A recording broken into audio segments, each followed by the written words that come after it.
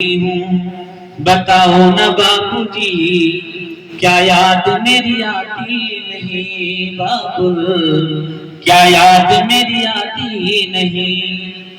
पैदा हुई घर में मेरे मातम सछाया था।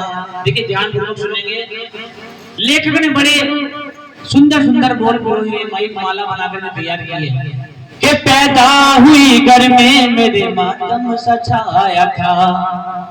पिताजी ने खुश मेरे मुझे माँ ने बताया था।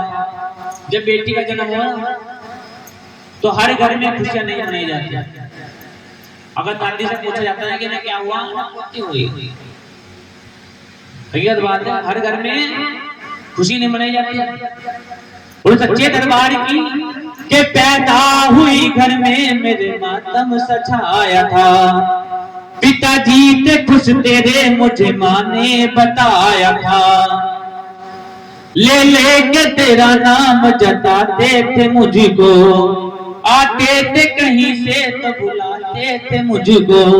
अब मैं नहीं हूँ किसको बुलाते हो बापूजी, क्या याद मेरी, सभी मिलकर गाओ, क्या याद मेरी नहीं बाबुल, क्या याद मेरी आती नहीं। और बेटी कह रही जिस चीज के लिए मैंने जिद कर दी पिताजी से, पिताजी ला करके जरूर देंगे। हर जिद मेरी पूरी हुई, हर बात मानते। अगर बेटी ने कह दिया पिताजी आज ये चीज ला कर दे दो, पिताजी कैसे भी करेंगे, बेचारे ला करके जरूर देंगे। हर जिद मेरी पूरी हुई, हर बात मानते।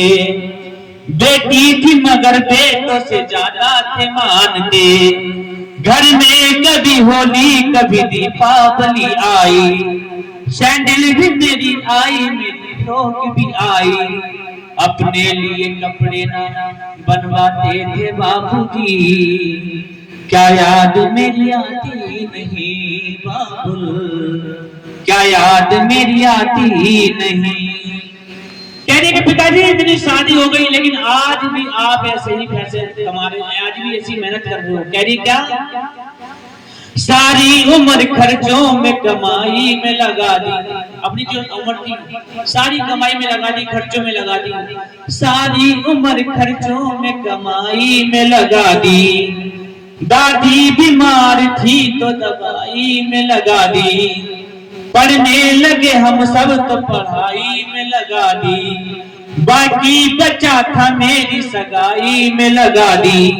अब किसके लिए इतना कमाते हो बापूजी, क्या याद मेरी आती नहीं बाबुल, क्या याद मेरी आती नहीं। और अंत में बेटी की बात मेरे पिताजी